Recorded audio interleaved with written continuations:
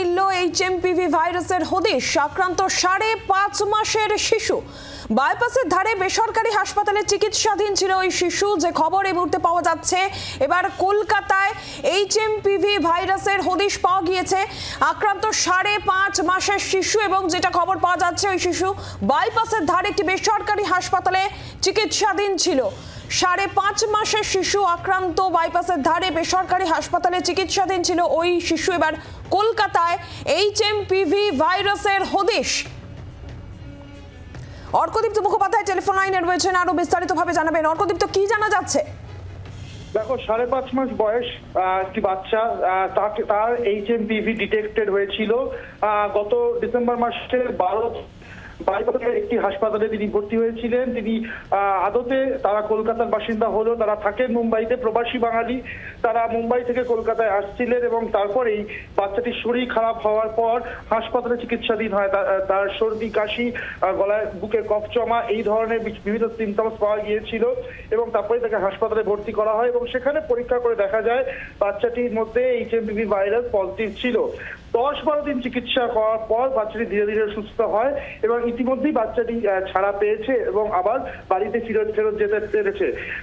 এবং যে চিকিৎসক তার চিকিৎসা করেছেন, সে শৈলী দাশগুপ্ত, তিনি জানিয়েছেন গত 6 মাসে এই একটি শিশু এইচএমপিভি ভাইরাস পজিটিভ ছিল। এছাড়াও বিগত 1 বছর বা 1.5 বছরের মধ্যে এরকম তিনি আরো 2-1টা কেস তার নজরে এসেছে। তবে তিনি জানিয়েছেন এটা কিন্তু ভয়ের কোনো কারণ নেই, কারণ সিমটম অনুযায়ী ট্রিটমেন্ট দিলেই রোগী 10 থেকে 12 দিনের মধ্যে সুস্থ হয়ে উঠবে। অবশ্যই সতর্কতা অবলম্বন করতেই হবে।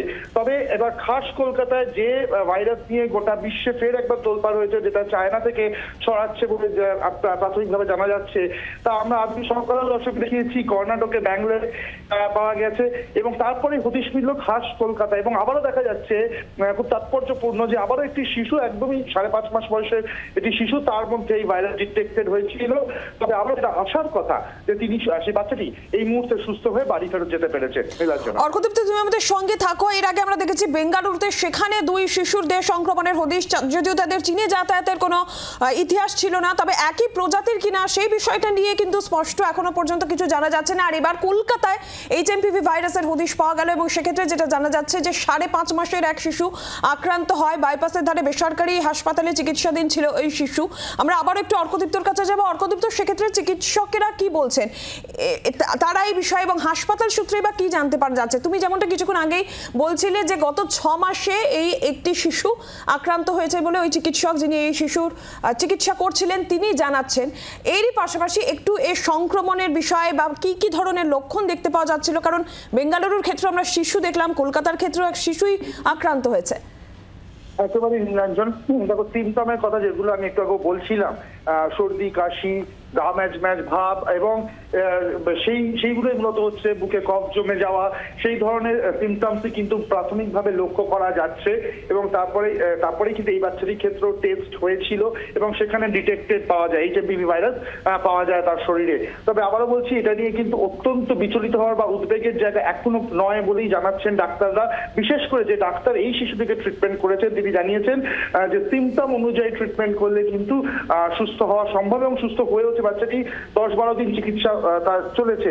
তবে এই রোগটি, বিশেষ করে এই ভাইরাসটা কিন্তু যেটা দেখা যাচ্ছে, যেটার জন্যই আরো বেশি করে চিন্তার কারণ, সেটা হচ্ছে এটা প্রবণতাই হচ্ছে বাচ্চাদের মধ্যে বেশি ট্রেস পাওয়া যাচ্ছে, বাচ্চাদের শরীরেই কিন্তু ভাইরাসটি খোঁজ পাওয়া যাচ্ছে, যেটা কিন্তু অত্যন্ত চিন্তার কারণ। তবে এখনো পর্যন্ত ভাইরাসটি কিন্তু কিউরেবল। এই ভাইরাসটি সঠিকভাবে চিকিৎসা হলে মুক্তি পাওয়া সম্ভব এবং সুস্থ হওয়া সম্ভব, যেটা এই শিশুটির ক্ষেত্রেও হয়েছে। 10-12 দিন তিনি ভর্তি ছিলেন বাইপাসের ধারে এক বেসরকারি হাসপাতালে এবং তারপরে তিনি সুস্থ হয়ে বাড়ি ফিরে যেতে পেরেছেন। নিরঞ্জনা, ধন্যবাদ অর্কদীপ্ত। বাংলার আওয়াজ, বাঙালির আবেগ, জি 24 ঘন্টা।